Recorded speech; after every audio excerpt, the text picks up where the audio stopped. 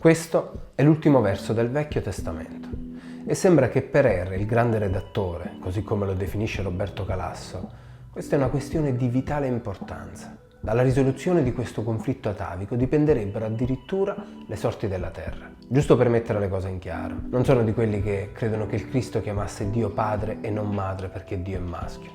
Tutto al più, forse ispirato da Freud, il Cristo aveva compreso quanto questo rapporto aveva bisogno di essere rivalutato e forse rivoluzionato. Freud sosteneva che fra tutte le immagini createsi nell'infanzia, nessuna è più importante per l'individuo di quella del proprio padre. Ma pare che un bisogno di tipo organico abbia introdotto un'ambivalenza emotiva nel rapporto tra padre e figlio. Il bambino ammira e ama suo padre, perché lo vede come la creatura più potente e geniale dell'universo. Ma quest'ultimo, con il suo strapotere, disturberà la vita emotiva e pulsionale del figlio e diventerà sì un modello da imitare, ma anche da distruggere, per poterne prendere il posto. Attualmente però la psicanalisi è sotto attacco, perché a parere di alcuni, a causa di Freud, il padre contemporaneo pare si sia un po' rimbecillito. Per evitare di essere uccisi dai figli, i padri si danno per morti in partenza. Ci sono sempre meno padri tiranni, ma più padri tirannizzati. Ci sono sempre meno figli che si sforzano di piacere ai padri, ma ci sono molti più padri che si sforzano di essere come i figli li vogliono. E se più o meno tutti conosciamo i traumi inflitti dai padri tiranni,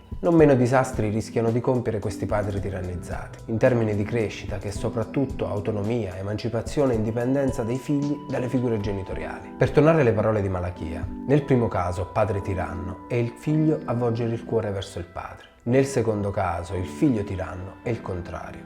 E stando a quanto scritto da Malachia, in questa situazione attuale la terra è in pericolo. Ma vediamo cosa ne pensava il Cristo. A dispetto di quanto si creda, il Cristo fu il primo a infliggere un duro colpo al patriarcato. Come? Se ne andava in giro dicendo che lui e Dio erano uno e che il Padre lo amava. Questa cosa faceva molto arrabbiare i farisei, perché lui, il Cristo, non stava distruggendo solo il paradigma corrente su Dio, ma anche quello del Padre, che rappresentava l'autorità. Il padre del Cristo, almeno dalla prospettiva farisaica, era un tipo mollo. Ma il mollo che? Siamo pazzi qua. Il padre del figlio al prodigo, ad esempio.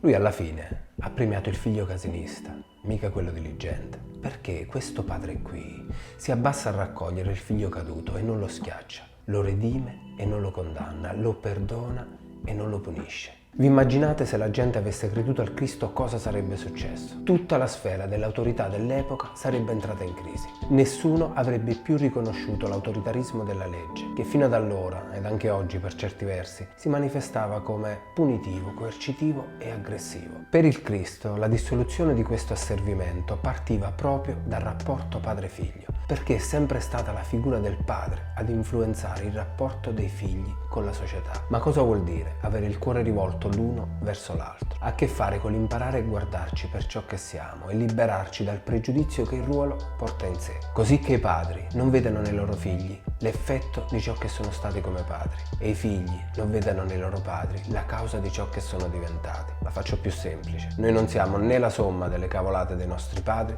né la somma delle cavolate dei nostri figli. Siamo molto di più che causa ed effetti. E se il padre rappresenta il passato e il figlio il futuro, il punto d'incontro dovrà essere sempre il presente. Dovremmo perciò imparare a vivere le nostre relazioni nel presente, affinché le nostre scelte e decisioni abbiano senso e compimento oggi. Perciò, padri, pensare che domani i vostri figli saranno migliori se voi oggi sarete peggiori, più duri, più severi, più distaccati, è stupido. E perciò, figli, pensare che voi sareste migliori se i vostri padri fossero stati diversi è stupido allo stesso modo.